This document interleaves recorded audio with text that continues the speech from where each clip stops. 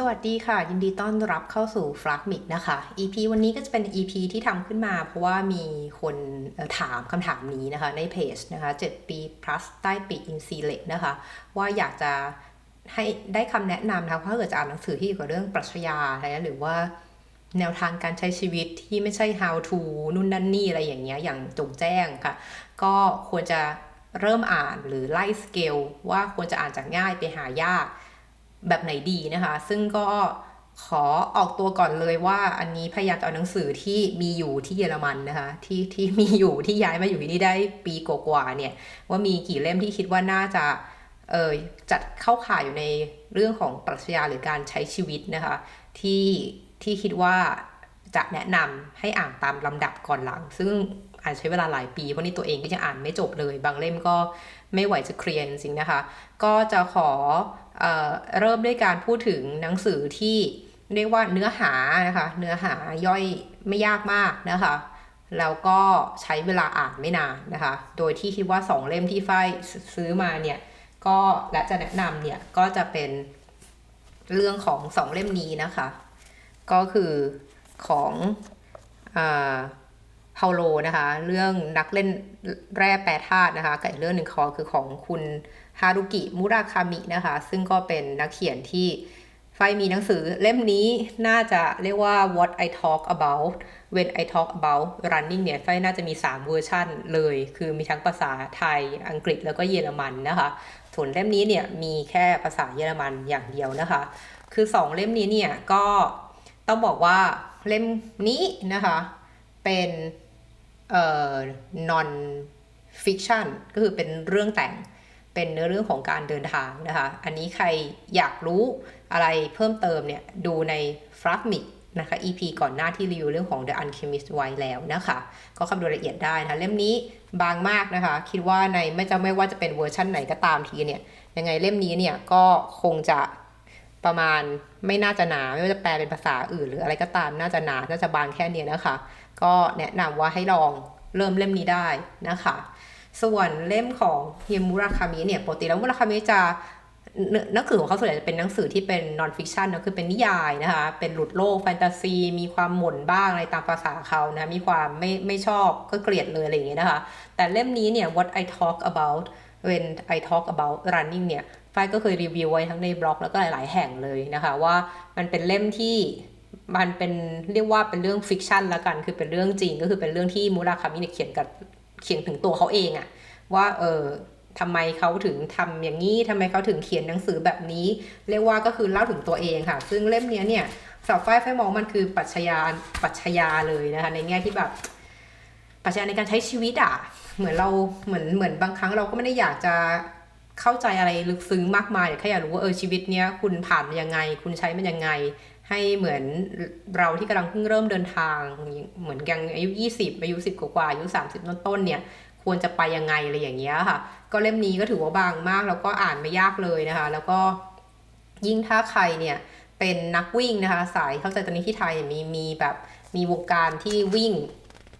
ตั้งใจวิ่งมาราธอนอะไรอย่างเงี้ยนะคะวิ่งเทรลอะไรอย่างเงี้ยค่ะเล่มนี้เนี่ยก็จะน่าจะตอบโจทย์คนที่ใช้เวลาว่างเนี่ยกับการวิ่งนะคะเพื่อค้นหาตัวเองค้นหาตัวตนเนี่ยเล่มของมุราคามิเนี่ยก็เป็นอะไรที่อ่านไม่ยากนะคะอ่านไม่ยากเลยเราไฟค่อนข้างชอบมากปกติแล้วไฟไม่ค่อยสนใจว่านักเขียนนะคือใครคือเวลาอ่านหนังสือคือเราจะอ่านแต่แค่คอนเทนต์นะเราไม่สนใจหรอกว่าคนเขียนเนี่ยประวัติเขาเป็นยังไงอะไรเงี้ยอาจจะยกเว้นอาคาฟค่าอย่างเงี้ยอย่างงานของคาฟค่าเนี่ยก็ตัวประวัติผู้เขียนเนี่ยก็น่าสนใจอยู่แล้วพร้อมๆกับงานของเขานะคะที่เป็นที่โด่งดังมาถึงปัจจุบันนะคะซึ่งคาฟค่าก็เป็นหนังสือที่ควรอ่านเหมือนกันนะแต่ไม่ใช่เลเวลนี้เอาเป็นว่าเลเวล beginner ใครสนใจเนี่ยให้ลอง2เล่มนี้ก่อนเลยน่าจะไม่ทรมานและมันก็บางมากน่าเป็นการตั้งหมุดหมายที่ดีนะคะในการเริ่มต้นนะคะทีนี้เลเวลถัดไปนะคะที่คิดว่าเนื้อหาไม่ทุรนทลายไม่ซับซ้อนมากนะคะแต่ต้องการความพยายามเพราะว่ามันค่อนข้างหนาเนี่ยก็เล่มโปรดล่าสุดที่เพิ่งรีวิวไปคือเล่มนี้นะคะก็คือว่าanxious people เนาะคือคนป่วงๆเนี่ยของนักเขียนท่านนี้นะคะก็เป็นหนังสือที่ดูจะหนานะแต่ถ้าอ่านเนี่ยถ้าคิดว่าทุกคนจะอ่านมันจบได้เพราะว่า เนื้อเรื่องมันสนุกอะเนื้อเรื่องมันใช้ได้เลยอะคือคุณไม่น่าจะวางมันลงอะถ้าคุณไม่ได้เกลียดสไตล์นี้อะนะอันนี้เลยแนะนำว่าถ้าเลเวลผ่าน2บางๆแล้วอยากจะเหมือนอ่านอะไรที่มันยาวหน่อยอันนี้ก็400หน้าอะไรทำนองนี้ค่ะขั้นต่ำก็มาที่ของคุณแบ็คมันได้นะคะก็เป็นการสอดแทรกเรื่องเกร็ดชีวิตละกันเรียกว่ามันคงไม่ใช่ปรัชญาหนักๆนะแต่ว่ามันก็น่าจะเรียนรู้น่าตกผลึกอะไรได้จากการอ่านเล่มนี้เนาะ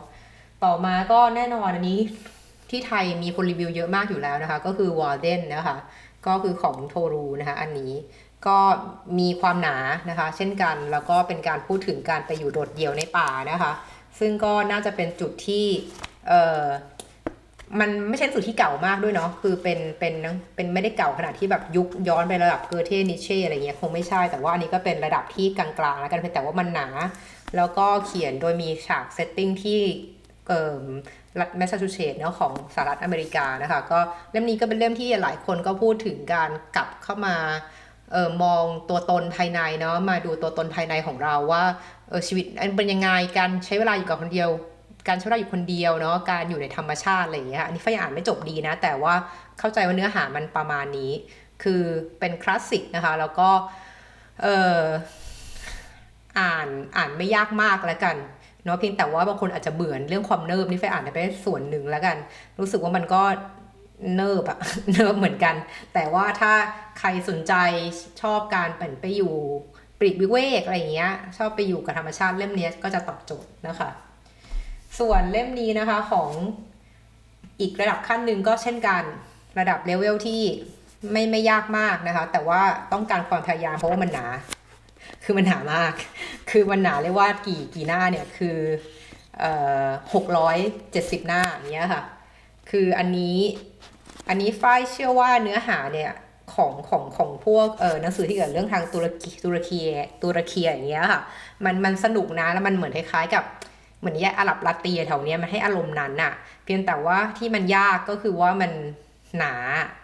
แล้วเราจะตั้งเวลาอ่านให้จบยังไงอันนี้คือเป็นคีย์เวิร์ดที่สำคัญเนาะถ้าเกิดคุณอยากจะบรรลุอะไรสักอย่างในเป้าหมายในการอ่านหนังสือเนี่ยก็ควรต้องมีการตั้งเป้าหมายให้ชัดนะว่าจะอ่านเท่าไหร่อ่านเมื่อไหร่อ่านยังไงให้จบดีอันเล่มนี้ไม่น่าจะยากมากเป็นระดับที่เลเวล2แล้วกันเนาะจากการอ่านหนังสือด้านปรัชญานะคะ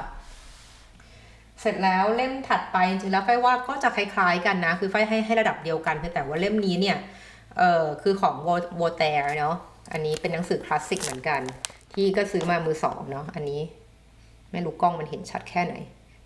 เนี่ยของโวแตร์เนาะก็ของโวแตร์เล่มนี้เนี่ยก็อันนี้เป็นภาษาเยอรมันที่ฝ้ายซื้อมาเป็นภาษาเยอรมัน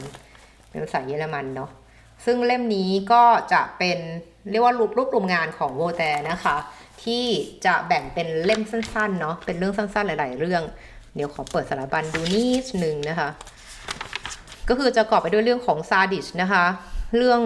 กองดิบนะคะแล้วก็เรื่องของเจ้าหญิงจากบาบิลอนอะไรอย่างเงี้ยนะคะก็คือถ้าเกิดดูตามเหมือนสารบัญนะคะหนังสือของพวกวอแตร์เนี่ยอย่างเงี้ยจะเห็นได้ว่ามันไม่มันแต่ละเรื่องเนี่ยไม่ยาวมากเนาะแบบประมาณ20เรียกว่าไม่เกิน100หน้าละกันแต่ละเรื่องอย่างเงี้ยค่ะประมาณ100หน้านะเรื่องหนึ่งดังนั้นเนี่ยก็คิดว่าถ้าเกิดจะอ่านให้จบเป็นเรื่องไปเนี่ยคงไม่ยากแต่คิดว่าแต่มุมมองฝ้ายที่มองว่ามันอาจจะยากในการอ่านเป็นเลเวล2เนี่ยก็คือเนื้อหามันอาจจะเป็นเรื่องที่ค่อนข้างเก่าอ่ะเราอาจจะนึกภาพของบริบทมันไม่ออกขนาดนั้นก็ได้นะแล้วก็ภาษาที่ใช้อันนี้สำหรับตัวฝ้ายเองภาษาที่ใช้มันอ่านยากประมาณนั้นนะคะคือฝ้ายเคยอ่านกองดิกหรืออะไรของวอลแทร์แล้วเป็นภาษาไทยด้วยก็เลยแบบพอไหวแต่ถ้าเกิดมาอ่านแบบไวยากรณ์อย่างออริจินอลหรือว่าการแปลจากออริจินอลเนี่ยที่เป็นภาษาเยอรมันเนี่ยก็ไม่ง่ายหนักนะคะก็ต้องใช้ความพยายามอันนี้คือเลเวล2นะคะที่อาจต้องใช้ในเรื่องของความพยายามมากหน่อยส่วนอีกเลเวลหนึ่งนะคะก็คืออันนี้คือเป็นกลุ่มเรียกว่าอาจจะเป็นกลุ่มเลเวล2เหมือนกันเพียงแต่ว่าอาจจะเป็นกลุ่มเพื่อนหญิงพลังหญิงนะคะทั้งหมดเห็นได้ว่า4เล่มนี้ที่เอามาเนี่ยก็2เล่มคือพี่น้องบรอนเท่นะคะพี่น้องบรอนเท่ก็คือคุณนี่เลยเห็นไหมเอ่ยเอมิลี่กับชาร์ลอตเอมิลี่ใช่ไหม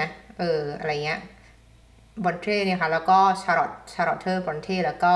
2 เล่มนี้นะคะก็คือเป็นเรื่องของ Wuthering Heights นะคะเล่มแรก Wuthering Heights ที่ฝ้ายเคยรีวิวไว้แล้วในฟักมี EP ก่อนหน้านี้นะคะแล้วก็อีกเล่มหนึ่งคือ Jane Eyre นะคะซึ่งหลายคนเนี่ยอาจจะเคยดูหนังแล้วนะคะหรือว่ายังไงฝ้ายรู้สึกว่าเรื่องนี้จะถามว่าเป็นปรัชญาไหมถามฝ้ายปรัชญาคือพูดถึงเรื่องของการใช้ชีวิตหรือการต่อสู้อะไรสักอย่างเนอะในการหาตัวตนของเรียกว่าสร้างตัวตนของตัวเองในสังคมนั้นนะคะดังนั้นในกลุ่มเนี้ยที่เป็นเลเวล2เช่นกันนะแต่ถามหรือ2กึ่งๆเนี่ยคือส่วนของฝ้ายส่วนหนึ่งคือเวลาอ่านหนังสือของกลุ่มสาวๆเหล่านี้ค่ะมันต้องคิดถึงบริบทของประเทศตอนนั้นด้วยเนาะแล้วการจะอ่านให้มีความเข้าใจแล้วก็รู้สึกว่าอยากตามเรื่องนี้อย่างต่อเนื่องเนี่ยมันต้องใช้พลังใจเยอะเหมือนกันอันนี้ก็เลยเป็นที่มาว่าเล่มของอย่างของตัว Wuthering Heights เนี่ยมันเป็นนิยายที่แบบโหดร้ายนะคืออ่านรู้สึกว่าอ่านไปก็ถึงแม้ว่ามันจะเป็นหนังสือที่เขียนมานานเป็น100 ปีแล้วอะแต่ก็รู้สึกได้ว่ามันมีความเนื้อหามันใหม่อยู่นะเพียงแต่ว่าถ้าเราไม่คุ้นน่ะกับสไตล์เนี้ยมันก็จะมีความยากนิดหนึ่งในการอ่านให้จบอะไม่ง่ายเลย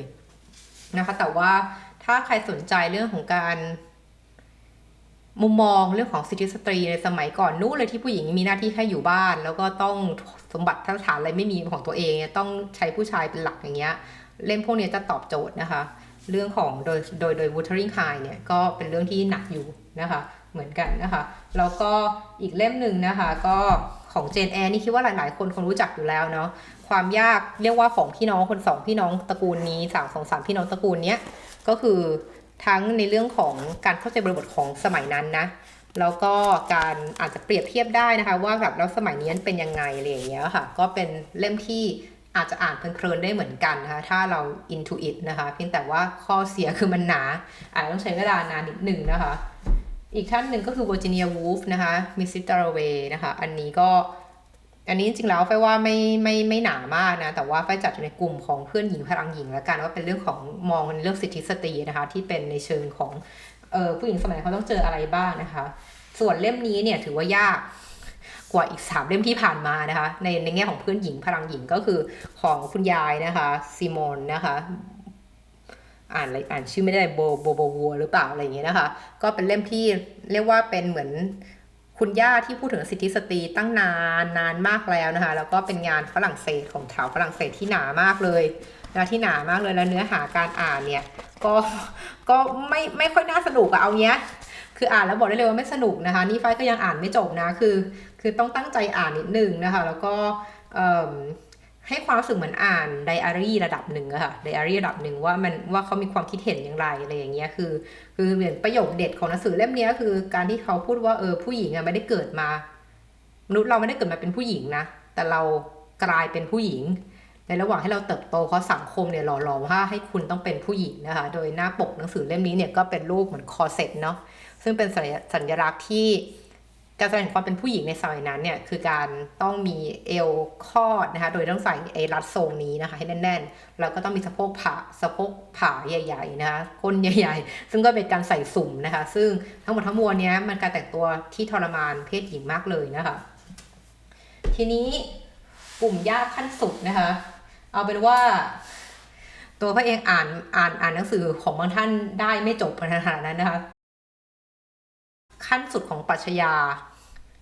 คือนักเขียนเหล่านี้นะคะที่มีอยู่คือฝ้ายไม่ได้งานของฟรานซ์คาฟคามานะคะแต่ว่ามีเกือบครบทุกอย่างแล้วไม่ว่าจะเป็นเรื่องของเรื่องปราสาทเรื่องเมตา โฟซิสอะไรอย่างเงี้ยนะคะเรื่องของ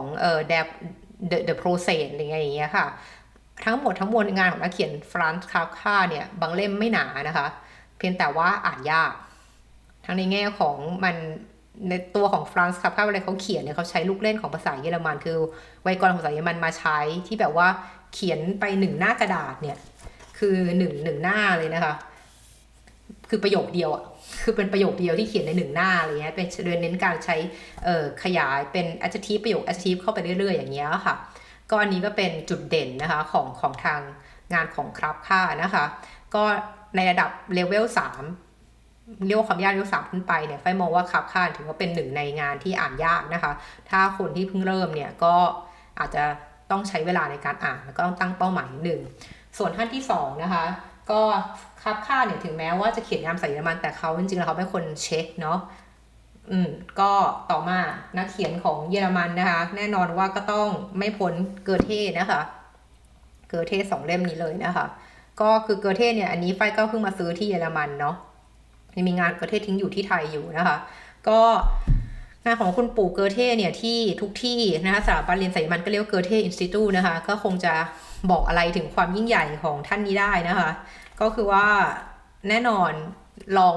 เลือกมาสักเล่มหนึ่งที่เป็นงานของเกอเท่มาอ่านดูก็ได้นะคะมีหลากหลายให้อ่านเลยนะคะซึ่งอันนี้ไฟไม่ได้ใช้ภาษาไทยเขามีแปลไหมนะแต่อันนี้ชื่อว่าดีวาลเฟวันชาร์ฟเทนนะคะก็เป็นงานเล่มหนึ่งที่หยิบมาลองอ่านดูนะคะงานของเกอเท่เนี่ยก็ไฟคิดว่าคล้ายๆมันจะมีลายเซ็นของนักเขียนเยอรมันนะคะที่ว่ามันอ่านไม่ง่ายอ่ะมันอ่านไม่ง่ายเลยนะคะแต่ว่ามันก็จะมีความลุ่มลึกหรือความคิดของเขาในแบบหนึ่งซึ่งไม่ได้หมายความว่าคุณต้องคิดเหมือนเขานะเพราะบางครั้งอ่านไปเราก็อาจจะมีหรือแบบคุณมายังไง คุณคิดได้ยังไงซึ่งลักษณะแบบนี้ก็จะเกิดกับงานเขียนของนิเช่ด้วยนะคะคือนิเช่นี่ก็เป็นระดับสำหรับฝ้ายถือว่าโหดกว่าเกอเท่ในบางจุดเลยนะคะก็คือนิเช่เนี่ยก็คิดว่าคนไทยก็มีการทำแปลเป็นไทยเยอะมากแล้วนะคะก็ไม่ว่าจะเป็นเรื่องของ Human นะคะ All Too Human นะคะเล่มแรกอันที่2เป็นซาราทุซ่านะคะมีการพูดถึงเรื่องGood and Evil ใช่ไหมคะเล่มนี้นะแล้วก็มี Antichrist อะไรอย่างเงี้ยค่ะก็นี่คือเป็นงานของฟริดริชนิเช่นะคะที่เราจะได้ยินชื่อกันมาตลอดนะคะแต่จะอ่านหรือยังไงอันนี้อีกเรื่องหนึ่งนะคะคือต้องเตรียมธุระจิตใจระดับหนึ่งแล้วก็อ่านให้เพื่ออ่านเหมือนเป็นแบบเหมือนเป็นการเรียนรู้ไว้ใช่ว่าเพราะบางอย่างก็ดูเป็นคนมองโลกในแง่ร้ายมากเลยนะคะแล้วก็อีกส่วนหนึ่งที่ฝ้ายมองว่าใกล้เคียงกับงานของมาเซลพราวส์หรือพรูสนะคะที่เขียนเรื่อง In the Loss of Time อะไรเงี้ยนะนั่นน่ะที่มันเขียนหนังสือเป็นกี่สิบปีอะไรอย่างเงี้ยค่ะนั่นก็เป็นงานที่เชิงปรัชญาที่ต้องใช้เวลาในการอ่านด้วยนะคะนั้นส่วนหนึ่งส่วนที่ฝ้ายสึกมองว่าระดับขั้นสุดเลยนะฝ้ายเนี่ยคือนักเขียนกลุ่มรัสเซียนทั้งหลายเลยนะคะก็คืออย่างครีกอุนฟรีเดนก็คือ War and Peace ใช่ไหมคะคือสงครามและสันติภาพเนี่ยอันเนี้ยของลีโอทอลสตอยเนี่ยคือหนามากคือดูความหนาแล้วแบบว่าคือก็คงจะอ่านประมาณสักเรียกไงดีอันนี้มัน1,600 หน้าทำนองเนี้ยค่ะคือไม่รู้จะอ่านกี่ปีจบอะเนาะก็ซึ่งเอาจริงๆแล้วอะถ้าเทียบกับหนังสืออย่าง The Lord of the Ring หรือว่า Harry Potter หรือ Game of Thrones อย่างเงี้ยคือเราก็อ่านจบถูกไหม Game of Thrones เนี่ยแต่ละเล่มนี่ก็1,000 กว่าหน้าเหมือนกันนะแต่มันจะไม่อ่านง่ายเหมือน Game of Thrones ไงคือมันจะใช้เวลาอ่านนานกว่าเยอะมากเลยเล่มนี้ยังอ่านไม่จบนะแต่ก็คิดว่าคงจะเป็น life mission น่ะคืออาจจะตอนเกษียณมานั่งอ่านก็ได้อะไรอย่างเงี้ยเพราะไม่มีอะไรทำแล้วอะไรอย่างเงี้ยซึ่งก็จะคู่กันกับกลุ่มของพวกcrime and punishment เนาะอันนั้นก็เป็นอีกเล่มหนึ่งที่หนาเติบเหมือนกันเป๊ะเลยนะคะสำหรับพิมพ์เดียวกันด้วยแล้วก็อย่างกลุ่มของพวกแอนนาคาริน่าอะไรเงี้ยจริงๆสนุกนะแต่มันอ่านไม่ง่ายอ่ะก็คิดว่าอันเนี้ยน่าจะเป็นลิสต์รายชื่อละกันว่าถ้าสนใจจะอ่านปรัชญาเนี่ยนักเขียนเหล่านี้ก็น่าจะเป็นกลุ่มที่อยู่ในลิสต์ที่คุณสามารถไปลองเลือกดูได้ว่าควรจะอ่านใครก่อนใครหลังนะคะขอบคุณที่ติดตามฟรักมิค่ะไว้เจอกันใหม่ครั้งหน้าสวัสดีค่ะ